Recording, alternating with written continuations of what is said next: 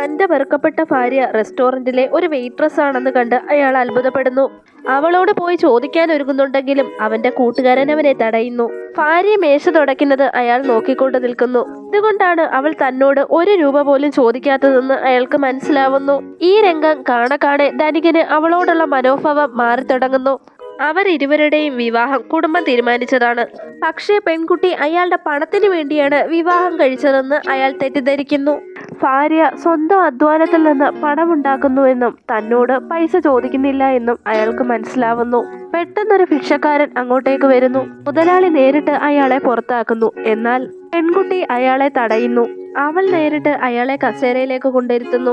അത് തന്റെ ബന്ധുവാണെന്ന് ഓണറോട് പറയുകയും അയാൾക്ക് ഭക്ഷണം വാങ്ങിക്കാൻ സ്വന്തം പൈസ ചെലവാക്കുകയും ചെയ്യുന്നു. ഭിക്ഷക്കാരന്റെ വൃത്തിഹീനമായ വേഷവിധാനം കണ്ടിട്ട് ഓണർ അവിടുന്ന് പെട്ടെന്ന് തന്നെ കഴിച്ചിട്ട് പോണമെന്ന് പറയുന്നു.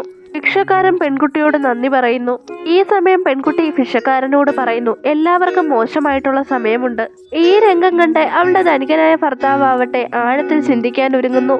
പക്ഷേ തൊട്ടപ്പുറത്തെ സീറ്റിലുണ്ടായിരുന്ന പെൺകുട്ടി വളരെയധികം ദേഷ്യപ്പെടുന്നു. അവൾ ഭർത്താവിനോട് പറയുന്നു, ഈ ഭിക്ഷക്കാരൻ വളരെ വൃത്തികേടായിട്ട് കാണപ്പെടുന്നു, എനിക്ക് ഭക്ഷണം കഴിക്കാൻ സാധിക്കുന്നില്ല എന്ന്. പെൺകുട്ടിയുടെ ഭർത്താവ് വളരെ ദേഷ്യത്തോടെ വിളിച്ചു പറയുന്നു, ഇത്രയും വൃത്തിഹീനമായ ഭിക്ഷക്കാരന് ഭക്ഷണം കൊടുക്കുന്നിടത്തുനിന്ന് ഞങ്ങളെ പോലുള്ളവർ എങ്ങനെ ആഹാരം കഴിക്കുമെന്ന്. അപ്പോൾ ഈ സ്ത്രീ ആവട്ടെ ധൈര്യപൂർവ്വം അതിനെ എതിർക്കാൻ എഴുന്നേറ്റു നിൽക്കുന്നു.